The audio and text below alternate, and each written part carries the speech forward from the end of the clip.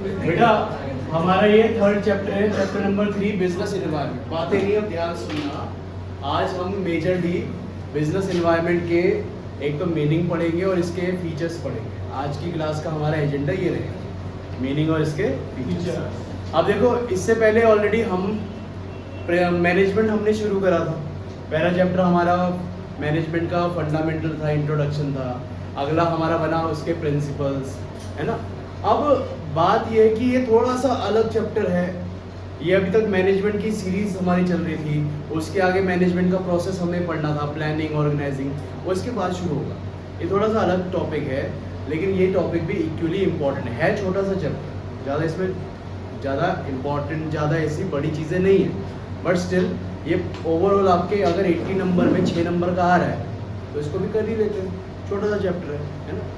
अब business environment की अगर हम बात करें बेटा, ठीक है, तो इसको एक एग्जांपल से समझते हैं। एक या दो एग्जांपल समझेंगे। जैसे मान लो बिजनेस एनवायरनमेंट के एग्जांपल से हम समझते हैं कि मान लो कि हमारे जो ये मोदी जी हैं, ठीक है, मोदी जी हैं,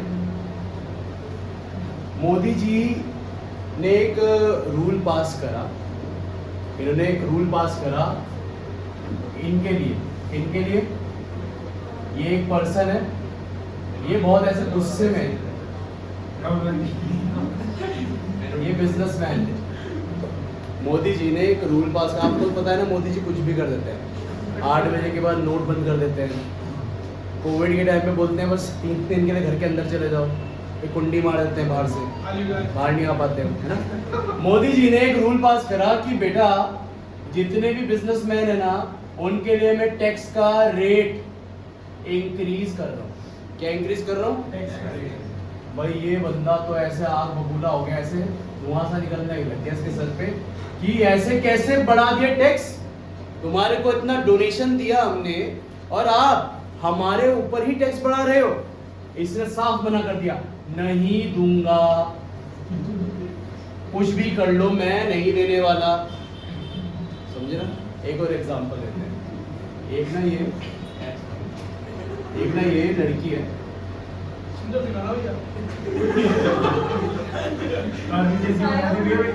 ये लड़की है, अरे सुन तो लो यार मेरी बात, हंसने लग जाते हैं। एग्जाम्पल समझो। और एक ये लड़का है, मतलब कुछ चल नहीं रहा इनके बीच में, लेकिन ये भी ना ऐसे गुस्सा है, ठीक है। ये है शॉपकीपर। ये क्या है बेटा? शॉपकीपर। अब आपको तो पता है ना, लड़कियां जाती हैं दुकान पे शॉपिंग करने। अब एक दुकान पे तो छोड़ो, इतनी दुकानों में जाती है और हर दुकान में क्या करती है वो, भैया वो दिखाना जरा, भैया वो एक नए कलर का कुछ आया है वो दिखाओ। मर्जेंटा में नहीं आया क्या भैया? अरे भैया ये ट्रेंडी नहीं है, आपके पास तो सब पुराना सामान पड़ा है भैया, आपकी दुकान बेकार है। ऐसे बोलते हैं शॉपकीपर के मुंह पे। अच्छा लगेगा इसे? भाई इसे गुस्सा है, इसके भी सर से ऐसे धुआं निकलने लग गया। ये कैसी औरत है यार? इसने इतना चट्टा लगा दिया कपड़ों का, इतना सजा दिए कपड़े, कुछ तो ले। इतने महंगे लाखों कपड़े तेरे को दिखा दिए, कुछ पसंद नहीं आया क्या? तेरे को लेना पड़ेगा। गुस्से में बोल रहे से, लेकर जाएगी, निकलने नहीं दूंगा तेरे को यहाँ से। ये लड़की बेचारी कह रही है, ये कह रही है मुझे नहीं चाहिए। इसने साफ मना कर दिया, मुझे नहीं चाहिए, साफ मना कर रही है ये। लेकिन कह रहे लेना तो पड़ेगा, जाएगी नहीं तो घर ऐसे। बताओ क्या सही है क्या? ये अच्छी बात है क्या? ये नहीं है ना बात। अब इन दो एग्जाम्पल से हम क्या सीखे? इन दो एग्जाम्पल से हम क्या सीखे एनवायरनमेंट के बारे में? ये दोनों ही बिजनेसमैन है। इसमें मोदी जी ने परेशान कर रहे हैं, इसमें ये देवी जी ने परेशान कर रही है। लेकिन क्या इनकी परेशानी में इनका कोई कंट्रोल है क्या बिजनेसमैन का? तो हम यही सीखे बेटा, जो एनवायरनमेंट होता है ना, एनवायरनमेंट, उसमें किसी भी पर्सन का कंट्रोल नहीं रहता, ठीक है। 2 प्रकार के एनवायरनमेंट होते हैं। मेजरली जो एनवायरनमेंट अफेक्ट करता है ना अपने बिजनेस को, वो एनवायरनमेंट होता है एक्सटर्नल एनवायरनमेंट। जैसे मोदी जी के लिए मैं एनवायरनमेंट ले सकता हूँ पॉलिटिकल एनवायरनमेंट। कौन सा एनवायरनमेंट? Political environment. अब ये जो लड़की का तुम्हें एग्जांपल दिया, इसका एनवायरनमेंट था change in taste and preferences होते हैं कस्टमर के, उसके टेस्ट प्रेफरेंस बदल गए, इनके पास पुराना सामान पड़ा था, ये जबरदस्ती कह रहे लेकर जाएगी तू, ऐसे कैसे यार, नहीं कर सकते ना पुश, इसका टेस्ट एंड प्रेफरेंस वो नहीं है, तो आप इनके टेस्ट, इनके चॉइसेस में कंट्रोल नहीं कर सकते। तो बेटा हम एक चीज समझे, एनवायरनमेंट का मतलब एक चीज हुई कि ऐसा चीज जो आपके बिजनेस को इन्फ्लुएंस करता है, आपके बिजनेस को क्या करता है, अफेक्ट करता है, ठीक है, इन्फ्लुएंस करता है, और इसमें आपका कोई कंट्रोल नहीं रहता, that is our business environment. समझे ना मतलब मीनिंग क्या हुआ बिजनेस एनवायरनमेंट। अब एक बार नोट्स देखिएगा ना, नोट्स में देखना वापस से, नोट्स में क्या बोला, कॉन्सेप्ट ऑफ बिजनेस एनवायरनमेंट के बारे में यही बात बोली, the term business environment means sum total of all individual institutions and other forces that are outside the control of the business. बोला ना कंट्रोल वाला पॉइंट, अंडरलाइन भी कर सकते हो इसे कि क्या हुआ, सम टोटल। अभी तो मैंने दो ही चीजों का एग्जांपल लिया, बहुत सारी चीजें आ सकती हैं, चेंजेस इन टेक्नोलॉजी, ठीक है, इकोनॉमिकल डिस्ट्रेस, जैसे डिमांड एंड सप्लाई बदल गया है ना, ये सब चीजें, या मार्केट में इन्फ्लेशन आ गया, ये सब चीजें। तो बेटा इनमें क्या हमारा कंट्रोल है, क्या outside the control of the business enterprise, but that में अफेक्ट इट्स परफॉर्मेंस, और ऊपर से इन्फ्लुएंस भी हो रहा है ना, अफेक्ट हो रहा है ना, और इसकी वजह से इनकी परफॉर्मेंस भी अफेक्ट कर सकती है, ठीक है। आगे क्या बोला, इट कंसिस्ट ऑफ, क्या क्या आता है इसके अंदर, सोशल एनवायरनमेंट। सोशल एनवायरनमेंट का मतलब सोसाइटी के लिए, सोसाइटी के लिए अगर आप अच्छे के लिए काम नहीं कर रहे तो सोसाइटी परेशान करने आएगी ना आपको, सोशल एनवायरनमेंट हो गया। Political environment, Modi ji tax का रेट बढ़ा दिया, मोदी जी डिनोमिनेशन कर दिया, कह रहे 2000 के नोट भी बंद कर दिया हमने, 500 में चलाओ, प्रॉब्लम आएगी ना बिजनेस को खुद चलाने में। तो आपका क्या आ गया, political environment. Economical environment, economical में क्या आता है बेटा, इकोनॉमिकल में क्या आता है, जैसे इसका टेस्ट एंड प्रेफरेंस बदल गया कस्टमर का, या फिर डिमांड बदल गई, जो प्रोडक्ट आप बेचते थे अब वो नहीं बिकता। एक टाइम था जब वो क्वालिटी पैड वाले मोबाइल फ़ोन चला करते थे, फीचर फ़ोन कहते थे, अब स्मार्टफोन चलते हैं अपने, डिमांड बदल गई ना। तो ये क्या आ गया बेटा आपका, इकोनॉमिकल, लीगल, लॉज बदल गए, है ना, या फिर आपका टेक्नोलॉजी बदल गई। तो ये बहुत सारे आपके फैक्टर्स हैं, such as change in taxation, fashion, taste of customer, जो मैं एग्जांपल बता रहा था। इसकी वजह से आपके बिजनेस की वर्किंग में इफेक्ट पड़ेगा नहीं पड़ेगा, पड़ेगा। तो हमने दो चीज़ सीखी, क्या होता है बिजनेस एनवायरनमेंट जिस पे हमारा कंट्रोल, और दूसरी चीज़ इसकी वजह से हमारे बिजनेस में अफेक्ट होता है, यानी कि influence plus no control. Short में लिख भी सकते हैं, मीनिंग समझे ना सब लोग। क्या हुआ, बिजनेस एनवायरनमेंट जिसमें हमारा कंट्रोल नहीं होता और ये हमारे को इन्फ्लुएंस करते हैं। समझे ना बच्चों बात ये, आपके स्कूलों में भी होता है कई बार। अब जैसे काफ़ी स्कूलों में क्या होता है, बहुत टाइम पहले अच्छी खासी ड्रेस हुआ करती थी, जैसे मैं डीएवी का पास आउट और मेरे को थोड़ा प्राउड है, डीएवी की ड्रेस कोड बहुत मस्त रहता था क्या।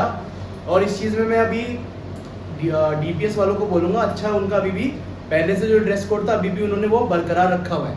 डीएवी में क्या रहता था, आपकी सफ़ेद शर्ट, आपकी ग्रे कलर की पैंट, टाई, ठीक है। अब देखोगे ना उनकी ड्रेस बैंड वाले लगते हैं सच में।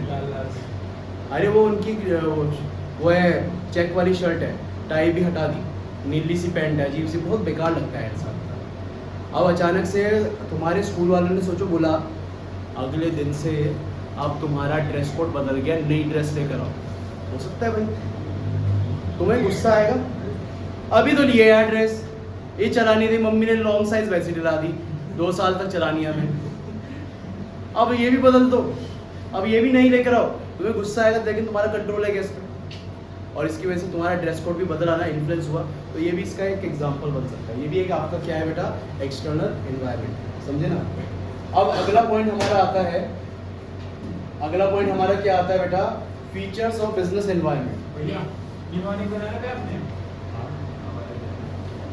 दो है यार न्यूमेरिक, अब तू बता कौन सा अच्छा है, बताओ। फीचर्स ऑफ हाँ बताओ भैया, जो अच्छा लगे। अच्छा देखो, फीचर्स ऑफ बिजनेस एनवायरनमेंट जो है आपका क्या टॉपिक, इसमें नोट्स में टॉपिक नहीं डाला क्या,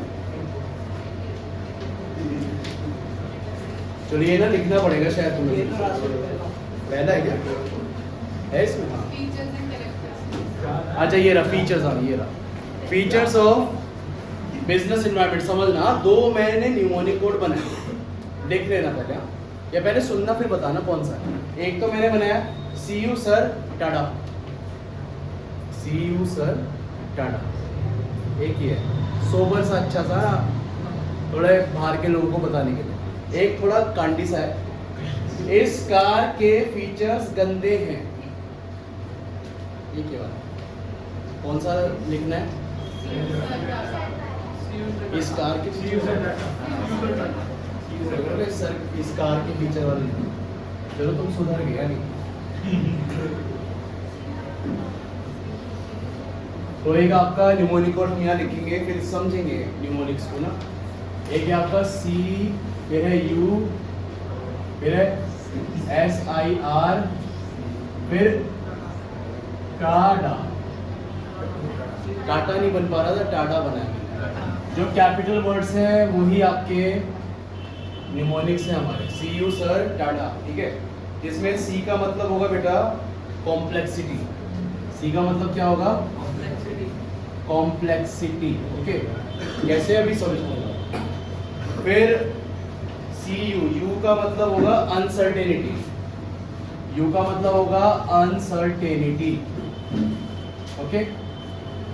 एस का मतलब होगा बेटा, एस का मतलब होगा specific and general forces, specific and general forces. I का मतलब होगा इंटर रिलेटेडनेस, इंटर रिलेटेडनेस। और आर का मतलब होगा रिलेटिविटी, आर का मतलब है रिलेटिविटी। टाटा में टी का मतलब totality of external forces, totality of external forces. और डी का मतलब डायनेमिक। तो क्या बना हमारा mnemonic code? See you Tata. C का मतलब कॉम्प्लेक्सिटी पे आते हैं। कॉम्प्लेक्सिटी क्या कहना चाह रही है बेटा हमारा? ठीक है, अब कॉम्प्लेक्सिटी में ये पॉइंट है हमारा, इसमें मैंने बेस्ट एग्जांपल एक रखा है। आपने साउथ इंडियन की फिल्में देखी है?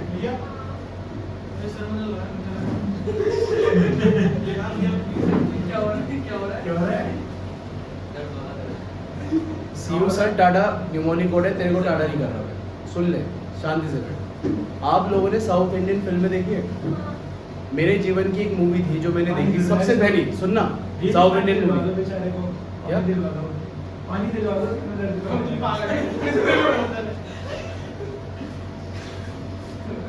शांत हो जा, तेरे को भी कह रहा, दोनों को कह रहा, फ्लो बिगाड़ देना मेरा। सुनो, साउथ इंडियन मूवी देखी है ना? मैंने एक मूवी देखी थी, उस मूवी का नाम था मास, उसका गाना भी था मम्मा मास। वो क्या करता है, वो जैसे एंट्री करता है ना वैसे करता है, वैसे करके ना बवंडर बना देता है वो। हाँ, मिट्टी का बवंडर हो जाता है वो, और ऐसे करके बवंडर बना के ऐसे धक्का मारता है, एक विलन उड़ जाता है ऐसे। अब देखो साउथ की टिपिकल मूवीज में क्या होता है, एक हीरो होता है, हाँ, और सामने बहुत सारे विलेंस होते हैं, बहुत सारे। लेकिन साउथ की मूवी में तुमने देखा होगा एक चौड़ा वाला विलेन रहता है, ए तूने मेरी धरती पे पैर रखा है, अब तू गया, आ इधर। वैसे वो लुंगी पहनता है ऐसे, आ इधर हिम्मत है तो। ओ विलेन, एक अपने छोटा वाला विलेन बेचता है, मैं मार के दिखाऊंगा इसे, ऐसे करता है। जैसे वो ऐसे मारता है, एकदम पता नहीं क्या होता है, एकदम से वो उड़ता हुआ उधर नजर आता है, मैं क्या हुआ, फिर वो थोड़ा सा फ्लैशबैक दिखाते हैं स्लो मोशन में, क्या हुआ, ऐसे कर देते हैं। फिर इतने में दूसरा विलेन आता है, वो उड़ाता है, फिर तीसरा ऐसे पैर मारा, भाई ऐसे मारे जा रहे यार वो, ऐसे सारे विलेन, कभी उधर गिर रहा, कोई उधर गिर रहा। अब बात बताओ, तुम्हारे मन में एक सवाल आता ही नहीं आता, अबे यार पागल है क्या विलेन, सबको एक साथ भेज, इसकी हड्डी पसली टूटेगी नहीं टूटेगी। हर बार साउथ इंडियन मूवी में यही होता है, एक एक करके विलेन आते हैं, सारे पिट के जाते हैं, समझे ना। अब इसमें भी यही है बेटा, इसमें भी सोचो, अब एक बिजनेसमैन है, वो हीरो है अपना साउथ इंडियन मूवी का, अगर एक एक करके फोर्सेस उसे परेशान करें, पॉलिटिकल आई, मोदी जी अरे ये कर देंगे वो कर देंगे, अरे मोदी जी देख रहा हूँ तुम्हें बात कर रहे हैं, एक एक करके इतनी सारी फोर्सेस है हमारी, पॉलिटिकल, लीगल, सोशल। लेकिन सोचो अगर वहां पे वो सारी फोर्सेस एक साथ आ जाए, भाई बिजनेसमैन पागल हो जाएगा नहीं हो जाएगा, या मेरे को पॉलिटिकल भी देखना है यार, लीगल भी देखना है यार, सोशल भी देखना है यार, इकोनॉमिकल भी तो था यार, इतनी सारी फोर्सेस है उसकी, सबके साथ उसे अटैक कर रही है, तो यार थोड़ा सा उसका दिमाग हिलेगा नहीं हिलेगा। That is why our business environment becomes what, complex in nature. Complexity का एग्जांपल है ये साउथ इंडियन मूवी, ठीक है। देखो एग्जांपल मेरे बहुत वियर्ड होते हैं, लेकिन समझ में आनी चाहिए बात, समझ में आ गई ना बात। कॉम्प्लेक्सिटी में क्या है, एक हीरो है बिजनेसमैन, और उसके विलेन कौन है, बहुत सारे, पॉलिटिकल, लीगल, सोशल, इकोनॉमिकल। इसको भी याद करने का निमोनिक कोड है पेस्ले मॉडल, ये तो बाय डिफॉल्ट बना हुआ है, बुक नहीं बनाया, मैंने नहीं बनाया। PESTLE, P for political, E for economical, S for social, T for technological, L और E एक साथ है तो लीगल। ये सारी फोर्सेस एक साथ आएंगी, परेशान होगा नहीं होगा बिजनेस, तो that is what we called complexity model. एक साथ समझना बहुत ज्यादा डिफिकल्ट हो जाता है। इसमें एक बार लिख भी सकते हो बेटा शॉर्ट में, इंडिविजुअल वाला हिसाब किताब इसमें क्या है, अगर हर फोर्स आपकी इंडिविजुअली अटैक करे तो भाई बिजनेस करना थोड़ा इजी है। लेकिन बेटा अगर सारी फोर्सेस एक साथ अटैक करे, एक साथ क्या करे, अटैक करे, तो भाई क्या हो जाएगा, कॉम्प्लेक्स हो जाएगा ना हिसाब किताब। कॉम्प्लेक्स मतलब समझना मुश्किल हो जाएगा, तो हमारा कॉम्प्लेक्सिटी वाला मॉडल ये कहता है। समझ में आई ना बात। तो एक बार देखना कॉम्प्लेक्सिटी में क्या बोला, business environment consist of numerous interrelated and dynamic forces, वैसे पेस्ले मॉडल ना, which arise from different sources, so it becomes difficult to understand what exactly constitute a given environment। इसलिए सबको एक साथ पढ़ना थोड़ा मुश्किल। कॉम्प्लेक्सिटी के बाद क्या है बेटा, अनसर्टेनिटी। अनसर्टेनिटी में हमारा पॉइंट है अनसर्टेनिटी का मतलब क्या है, अनप्रेडिक्टेबल। अब इसमें क्या है हमारा समझना, जैसे पहले के टाइम में मैंने बताया ना फीचर फोन हुआ करते थे, अचानक से स्टीव जॉब आया, उसने कहा आईफोन लॉन्च, उसका देखा देखी में सैमसंग के स्मार्टफोन्स, सबसे पीछे कौन रहा लाइन में, नोकिया। वो बेचारा पीछे रहा, वो कर नहीं पाया। वो आया, सोचा मैं लूमिया वाले ले आता हूँ ना विंडोज फोन, कोई चलाया नहीं उसे, फेल हो गया, टोटल फेल। उसने सोचा था फेल होगा, वो तो खुश था मैं कुछ नया लेकर आ रहा हूँ, बाकी सब है पुरानी चीजें है, आईफोन, एंड्रॉइड, हाँ मैं लाऊंगा लूमिया विंडोज, किसी ने नहीं यूज करा, सबसे घटिया फोन। समझे ना बात ये। तो बेटा उसने ही सोचा था, अनसर्टेन था ना, इसलिए यहाँ पे यही बोला कि आपका जो बिजनेस एनवायरनमेंट है बहुत अनप्रेडिक्टेबल है, बहुत अनसर्टेन है, इसलिए आपको हमेशा अपने एनवायरनमेंट में हमेशा नज़र बनाकर रखनी है। अब इससे पता क्या होगा, कभी कभी कोई चीज़ आपके लिए अपॉर्चुनिटी भी लेकर आ सकती है, कभी कभी कोई चीज़ आपके लिए क्या लेकर आ सकती है, अपॉर्चुनिटी। मैं सर तो नहीं कट रहा, कभी कभी कोई चीज़ आपके लिए अपॉर्चुनिटी भी लेकर आ सकती है, समझे ना। अच्छा, इसमें एक थोड़ा वियर्ड सा एग्जांपल है, इसको और समझने के लिए। एक बार ना एक शो आया था, पता नहीं तुमने देखा होगा नहीं देखा होगा, एक ना एंड टीवी, पता नहीं कौन सा चैनल था, बिंदास करके चैनल होता था पहले, उसमें एक शो आता था बेटा, इमोशनल अत्याचार। कौन सा शो आता था? अच्छा, ये शो देखा है तुमने, सुना है?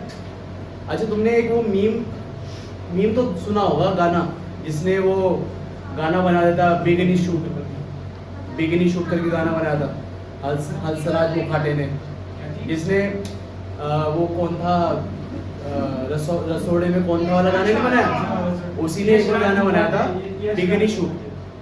इसी शो में एक लड़की थी, उसने बोला था उसका गाना बना था। अब पॉइंट क्या है, इमोशनल अत्याचार का मैं शो का फॉर्मेट बताता हूँ। इसमें क्या होता है, एक लड़का या लड़की होता है, ठीक है, जिसको अपने बॉयफ्रेंड या गर्लफ्रेंड में शक होता है कि ये चीट करेगी, ठीक है, उसे शक है। तो एक बार एक शो में आया, एक बॉयफ्रेंड आया। बॉयफ्रेंड किसके पास आया, शो के होस्ट के पास आया। इसने कहा भाई ब्रो, मेरे को लगता है मेरी गर्लफ्रेंड ना चीट करने वाली है। इसने कोई बात नहीं, यही तो हमारा काम है, यार भी इसी से मिलती है। उसने कहा ठीक है, जो तुम्हारी गर्लफ्रेंड है ना, ये इसकी गर्लफ्रेंड है, इस बंदी की जो तुम्हारी गर्लफ्रेंड है, इस पे हम एक तरीके से वो कहते थे लव डिटेक्शन करेंगे, लाई डिटेक्शन ट्राई करेंगे। हाँ, इस पे हम इमोशनल अत्याचार की टीम में एक हैंडसम हंग एक मॉडल रहता था, ये रहता था एक मॉडल। होएगा भाई, इसके देख शर्ट पे कैमरे लगे हुए हैं, बटन में कैमरे लगे हुए हैं, इसके दाढ़ी मूंछों में सब जगह कैमरे लगे हुए हैं, हमारा कैमरा क्रू भी चल रहा है, और जहाँ पे ये बैठने वाले ना मीटिंग होगी वहाँ पे भी सब जगह कैमरे लगे हुए हैं। ऐसे कैमरे करता रहता भाई। या ये मॉडल मिलेगा, इससे अपने आप को इंट्रोड्यूस कराएगा, और ये अगर इससे पट गई, यानी कि तेरी गर्लफ्रेंड क्या कर रही है, सिंपल फॉर्मेट, ईजी, मजा आता था देखने में एंड में। लेकिन पता है क्या हुआ, अब यहाँ देखो अनसर्टेनिटी वाला एग्जांपल है भाई ये। अब ये जो बॉयफ्रेंड था ना, बॉयफ्रेंड, इसने इसको बोला गर्लफ्रेंड को मॉडल के साथ टीवी में देख रहे हैं, मॉडल इससे फ्लर्ट कर रहा है गर्लफ्रेंड से, गर्लफ्रेंड भी थोड़ा थोड़ा कर रही है, इतना चलता है, चीट तो नहीं कराना अभी। फिर मॉडल ने कहा will you be my girlfriend, ऐसे बोला। गर्लफ्रेंड ने साफ मना कर दिया, यार sorry, actually I am in a relationship, हम दोस्त बन के रह सकते हैं ना। इसने इसको फ्रेंड जोन कर दिया। अब इसको देखकर ये खुश होना चाहिए ना, ये खुश हो गया। और उसने भी कहा भाई तेरी गर्लफ्रेंड लॉयल है, इसका मतलब, ठीक है ना, ये टेस्ट बेकार में कराया तूने, कह रहे बताइए ना ऐसे ऐसे लेकिन हल्के में क्या हुआ, ये जो बॉयफ्रेंड था ना, बॉयफ्रेंड, इनके क्रू में एक लड़की, समझो ना एग्जाम्पल, एक क्रू गर्ल के साथ फ्लर्ट करने का ट्राई कर, ठीक है, होस्ट ने देख लिया, अरे ये क्या चल रहा है, अभी तो इसकी गर्लफ्रेंड पास हुई, लेकिन ये इसके साथ फ्लर्ट कर रहा है। अब इसने भाई पार्टी बदल दी, इसने तुरंत इसकी गर्लफ्रेंड को कांटेक्ट करके बुलाया अपने स्टूडियो, कह रहे देख इधर आ, सुन, तेरे बॉयफ्रेंड ने ना तेरे ऊपर लॉयल्टी टेस्ट करवाया, तू पास हो, तेरी हाँ पास हो गई मैं अभी तक फेल होती आ रही थी मैं, इस बार पास हो गई, खुश हो गई है। लेकिन इसने बोला अब तेरा बॉयफ्रेंड पे हम लॉयल्टी टेस्ट कर रहे हैं, कह रहे मैं तो नहीं कराना चाह रही। अरे पागल लड़की, क्रू हमारी क्रू गर्ल के साथ वो फ्लर्ट कर रहा है, और भाई वो फ्लर्ट कर रहा है, अब क्रू गर्ल को इन्होंने बना दिया अपना मॉडल, अब लॉयल्टी टेस्ट इस पे होने लगा। इसने सोचा था कि इस पे होगा, ये तो कराने गया था, ये खुद फंस गया। और भाई इसके बाद जो कलेश हुआ ना, इसने जो चांटे मारे ना इसके, मतलब एंड में ना जो ऐसे कलेश देखने में मजा आता है ना, ऐसे चांटे पड़ रहे हैं, जूते पड़ रहे हैं, उसके लिए फेमस था ये, ठीक है। अब सुनिए, तो इसने सोचा क्या कि ये ऐसा मेरे साथ हो सकता है, अनसर्टेन है ना, इसने कहा कि भाई मैं लॉयल्टी टेस्ट कराऊंगा, वो पास हो गई, चलो भाई घर, मेरे को भी पैसे मिलेंगे, है ना, और इनका शो भी हिट हो जाएगा। लेकिन इन्होंने इसके ऊपर ही कर दिया टेस्ट, तो ये अनसर्टेनिटी थी ना। तो बेटा बिजनेस में कुछ भी हो सकता है, एनवायरनमेंट ऐसी है, एवरीथिंग इज अनसर्टेन। अनसर्टेनिटी कब आती है, lack of knowledge of future, जब आपको पता ही नहीं फ्यूचर में क्या होगा, समझे ना। तो ये वाला पॉइंट यहाँ पे फिट बैठ। अनसर्टेनिटी के बाद क्या है बेटा, सर का स्पेसिफिक एंड जनरल फोर्सेस। अब बेटा स्पेसिफिक एंड जनरल फोर्सेस का सिंपल सा छोटा सा एग्जांपल लेते हैं। जैसे समझो एक सप्लायर है, एक कौन है, आपका सप्लायर, ये आपका सप्लायर है जिससे आप ना गुड्स खरीदते हो। अब इस सप्लायर के ऊपर ना थोड़ा सा प्रेशर सा आ गया, क्या आ गया, प्रेशर आ गया, पता है किस चीज का, शादी का, किस चीज़ का प्रेशर आ गया? भाई शादी करनी है इसे। रात बंदा ज़्यादा कमाने का सोचता है ना जब शादी होती है, यार मेरे को शादी भी करनी है, रिस्पॉन्सिबिलिटी भी बढ़ जाएगी। तो सप्लायर ने पता है क्या करा? सोचो, अब ये हमारा एक्सक्लूसिव सप्लायर था, हम इसी से सामान खरीदते थे और ये किसी को नहीं बेचता सामान, हमें ही बेचता है। तो पहले सप्लायर हमें 100 रुपये पर यूनिट सामान बेचा करता था, अब क्योंकि इसके ऊपर प्रेशर आ गया शादी का, तो इसने 100 रुपये की जगह प्राइस का रेट बढ़ाकर 120 रुपये पर यूनिट कर दिया। अब फालतू लूँगा ना थोड़ा पैसा, भाई शादी कर लिया, खर्चा ज़्यादा है, 120 रुपये पर यूनिट इसने इसका क्या कर दिया बेटा? प्राइस कर दिया। लेकिन मेरे को बताओ, ये और किसी के लिए कर रहा है कैसा? सप्लायर किसका ये? हमारा। और किसी के लिए तो नहीं कर रहा ना। तो ये वाला जो फोर्स रहेगा, ये वाला जो फोर्स रहेगा, ये स्पेसिफिक फोर्स है ना, जिससे सिर्फ हम ही डील कर रहे हैं, हमारे कॉम्पिटिटर तो नहीं डील कर रहे ना। इस प्रॉब्लम से फेस कौन कर रहा है? हम, और कोई फेस नहीं करेगा। इसे बोलते हैं क्या? Specific forces. और एक रहती है बेटा क्या? General forces. जैसे मोदी जी आए, मोदी जी ने कहा सारे बिजनेसमैन को टैक्स भरना पड़ेगा फालतू, क्या हो गई वो? सबके लिए, समझे ना? जैसे क्या हुआ, टेक्नोलॉजी बदल गई एक इंडस्ट्री के लिए, वो क्या है? General force. जैसे हुआ आजकल एआई का ज्यादा जमाना चल रहा है, आर्टिफिशियल इंटेलिजेंस का यूज होने लग गया, तो वो क्या है? सबके लिए प्रॉब्लम है ना, वो सबकी जॉब खतरे में है ना उसके लिए, तो वो क्या है बेटा? General forces. तो स्पेसिफिक फोर्सेस और जनरल फोर्सेस से क्या सीखे? कुछ एनवायरनमेंट ऐसे होते हैं जिसपे अफेक्ट सिर्फ हमें पड़ता है, बाकी लोगों को पड़ता है क्या? और कुछ एनवायरनमेंट ऐसे होते हैं जिसका इफेक्ट सबके लिए सेम रहता है, सबके लिए बराबर रहता है। तो बेटा यहाँ पढ़ना जरा, business environment include both specific and general. Specific जैसे कि आपके इन्वेस्टर, आपके कस्टमर, आपके कॉम्पिटिटर, आपके supplier affect individual enterprises directly and immediately in their day to day work, आपको इफेक्ट कर रहे हैं। लेकिन जो जनरल फोर्सेस हैं जैसे कि सोशल, पॉलिटिकल, लीगल, टेक्नोलॉजिकल, ये इनडायरेक्टली आपके बिजनेस को अफेक्ट करते हैं, पूरे एंटरप्राइजेस को। समझे ना बच्चों बात? ये स्पेसिफिक और जनरल फोर्सेस। स्पेसिफिक किसको अफेक्ट करेगा? जनरल किसको करेगा? सब, पूरे ऑर्गेनाइजेशन, पूरे बिजनेस एंटरप्राइज को, जितने भी बिजनेस मैन है सबको अफेक्ट करेगा। क्लियर है? इसके बाद क्या था हमारा? स्पेसिफिक के बाद इंटर रिलेटेडनेस। अब देखो क्या है इंटर रिलेटेडनेस में, समझना। अच्छा, मेरे जितने भी एग्जाम्पल है ना, सारे काल्पनिक घटना पे होते हैं, इसका किसी व्यक्ति या किसी जाति से कोई लेना देना नहीं है। तो एक बार क्या हुआ, मेरा एक फ्रेंड था, एक मेरा फ्रेंड था, इसकी एक गर्लफ्रेंड, इसकी एक क्या थी बेटा? गर्लफ्रेंड। इनके बीच में बहुत अच्छा इलू मस्त चल रहा था, अच्छा रिश्ता चल रहा था। इनके बीच में जो रिलेशनशिप चल रहा था वो बहुत स्ट्रॉन्ग था। कोई मतलब इनको देख के कहता था कि इनको तो कोई अलग कर ही नहीं सकता, इनका बीच में झगड़ा हो ही नहीं सकता, बहुत प्यार से रहते थे।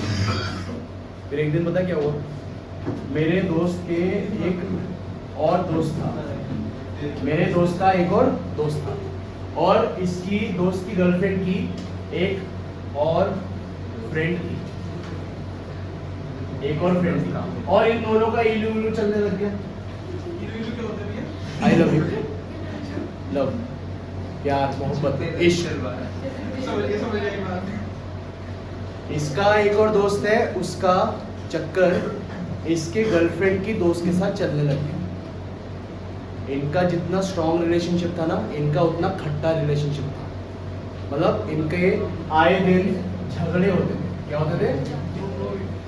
झगड़े होते थे। इसकी गर्लफ्रेंड, ये जो लड़की थी ना, ये बार बार कहती, कहाँ हो तुम? इसने कहा मैं दोस्त के साथ हूँ। तुम हमेशा दोस्तों के साथ ही रहते हो, मेरे लिए तो टाइम ही नहीं रहा ना, तुम बदल गए हो आशीष। आशीष, तुम बिल्कुल बदल गए हो आशीष, पहले जैसे नहीं रहे ना तुम, अब मेरे से प्यार नहीं रहा ना, ऐसे ऐसे करते हैं। आए दिन चलो।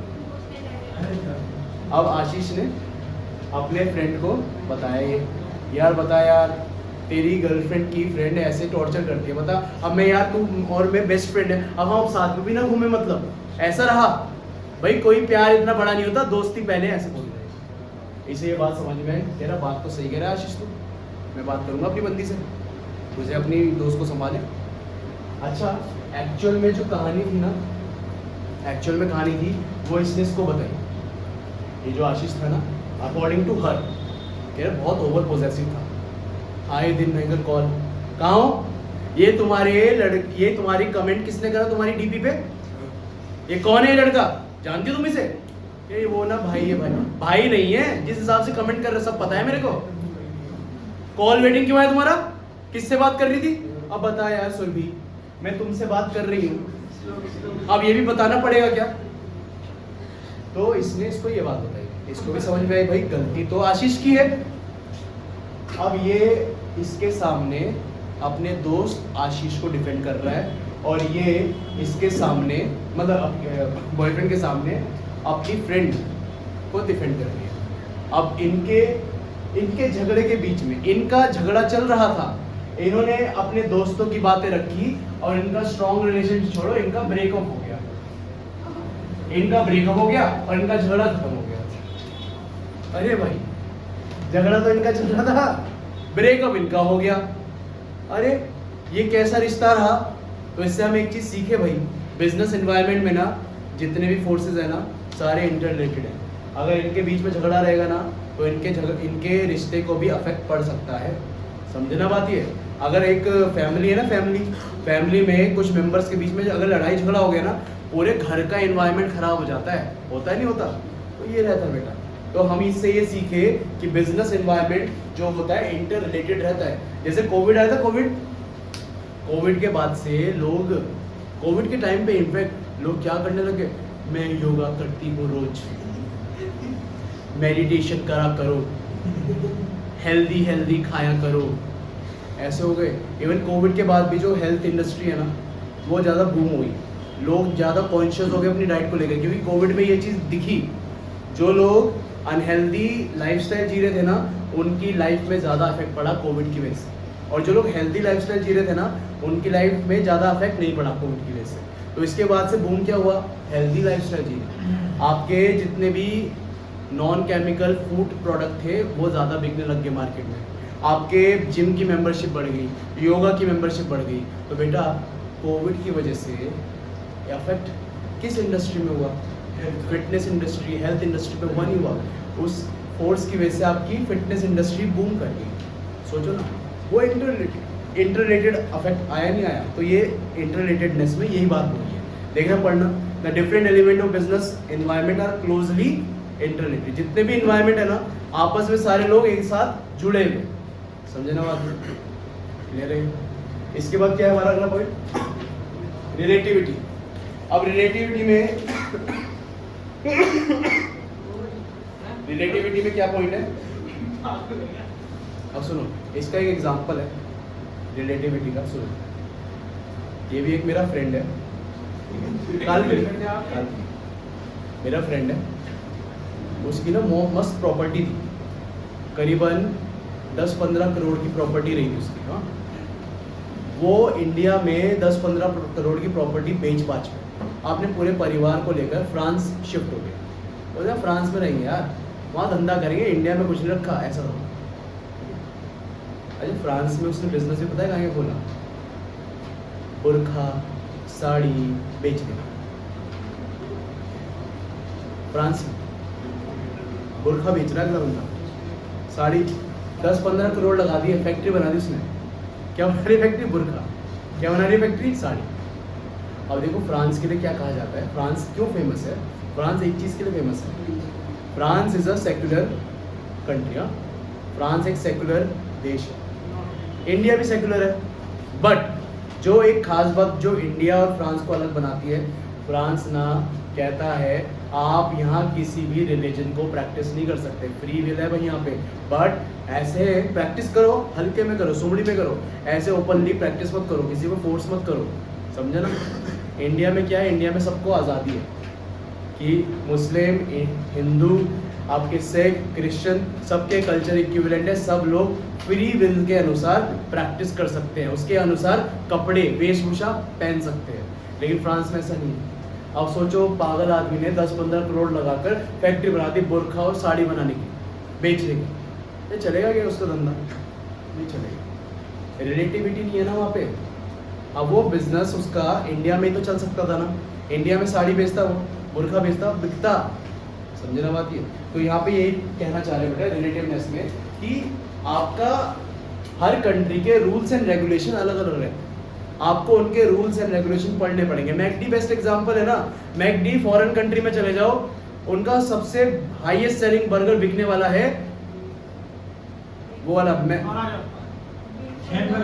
यूएसए में महाराजा बोले भैया वो महाराजा बर्गर दे दो, हैमबर्गर बीफ वाला, उसके अंदर बीफ का मांस होता है यार। इंडिया में बेचने लग जाएंगे वो, अबे करनी सेना आपके शिव सेना वाले आकर जला देंगे उनके आउटलेट। तो मैकडी ने पहले क्या करा, इंडिया की मार्केट की स्टडी करी, इंडिया के मार्केट के जो कॉमन ईटेबल फूड्स है उनका नाम देखा और उनके नाम पे अपना बर्गर रख दिया, मैक आलू टिक्की, मैक पनीर महाराजा जो भी है, पनीर टिक्का ऐसे करके, समझे ना। उन्होंने यहाँ का रिलेटिव स्टडी करी ताकि उनका प्रोडक्ट यहाँ पे क्या हो सके, बिक सके, समझे ना बात ये। तो रिलेटिविटी में ये है, business environment is a relative concept, it differs from country to country and even region to, समझे ना। तो आपको देखना पड़ेगा कंट्री टू कंट्री और रीजन टू रीजन। सोचो ना शिमला में जाकर क्या बेच रहे हो जी, एसी बेचेंगे वहाँ, नहीं चलेगा क्या तुम्हारा बिजनेस, नहीं चलेगा। इसके बाद क्या है आपका टोटलिटी ऑफ एक्सटर्नल फोर्सेस। अब टोटलिटी ऑफ एक्सटर्नल फोर्सेस में पॉइंट ये है, जैसे मैंने बताया कि इसके अंदर ना सारी फोर्सेस का कंबाइंड एक्शन पैक रहता है। आपकी एक फोर्स से डील नहीं कर रहे, दो फोर्स से डील नहीं कर रहे, आप वो पेस्ले मॉडल से डील कर रहे हो, पॉलिटिकल भी है, सोशल भी है, इकोनॉमिकल भी है, टेक्नोलॉजिकल भी है और लीगल भी है, सारी फोर्सेस एक साथ आती हैं। तो इन सारी फोर्सेस का टोटल आपको देखना पड़ता है। तो यहाँ पे देखो क्या लिखा है, टोटलिटी ऑफ एक्सटर्नल फोर्सेस में business environment is the sum total of all external forces that directly और indirectly influences the working of business system. और इसके बाद क्या है हमारा डायनेमिक। अब डायनेमिक में तुम्हें पता ही है क्या होना चाहिए,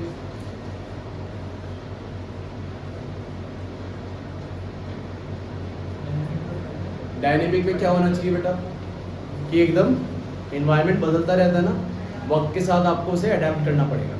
अच्छा इसका एक छोटा सा किस्सा है, ये भी काल्पनिक है, सच्चा मत समझना।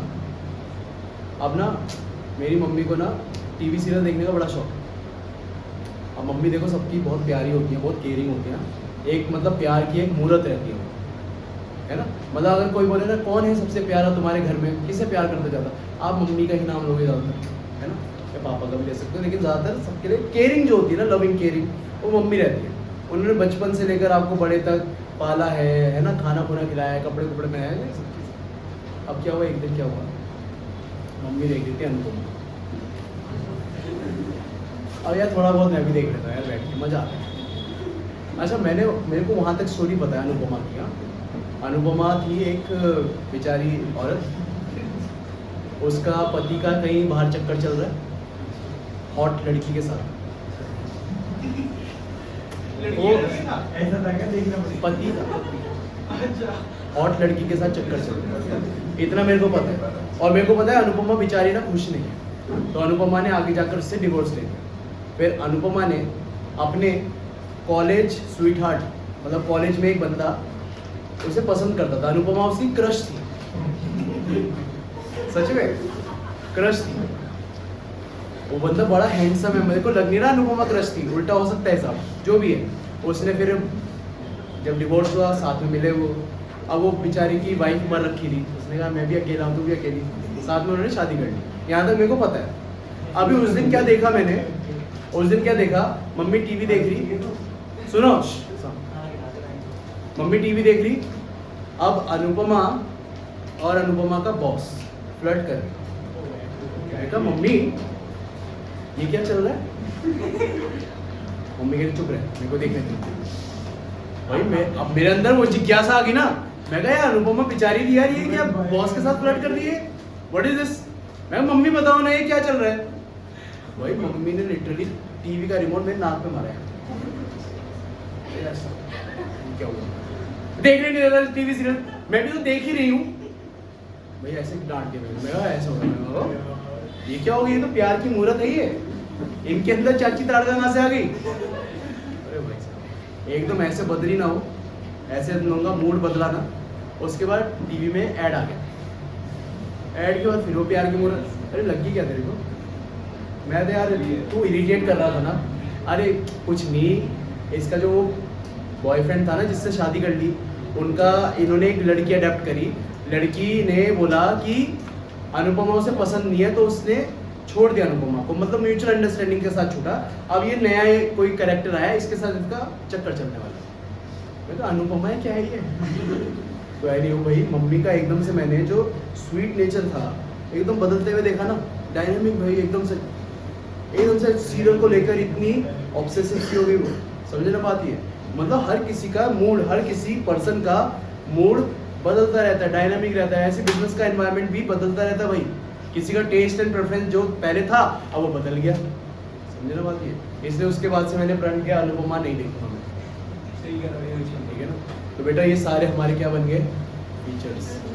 ये टोटलिटी वाला एक बार टोटलिटी वाला बेटा ये है कि आपका जो ये बिजनेस रहेगा ना, इस बिजनेस के चारों तरफ वो PESTLE जो है ना एनवायरनमेंट, वो सारे एक साथ अटैक करते हैं। एक तरीके से ये वो वाला आ गया ना कॉम्प्लेक्सिटी वाला पॉइंट।